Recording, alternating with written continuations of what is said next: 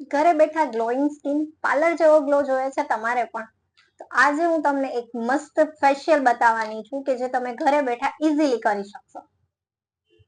એના માટે તમારે શેની જરૂર પડશે સામગ્રી લખી લેજો એકવાર. એમાં ખાલી ચોખાનો લોટ, મધ, દહીં અને ગુલાબજળની જ જરૂર પડશે. કેવી રીતે ઉપયોગ કરવાનો છે ચાલો જાણીએ. આ બધી વસ્તુને મિક્સ કરીને એનો એક પેક બનાવી લેવાનું છે. આ પેકને 15 મિનિટ સુધી તમારે સ્કિન ઉપર લગાવી રાખવાનું. આ પેકથી તમારા કાળા ડાર્ક પિગમેન્ટેશનમાં ઘટાડો થશે.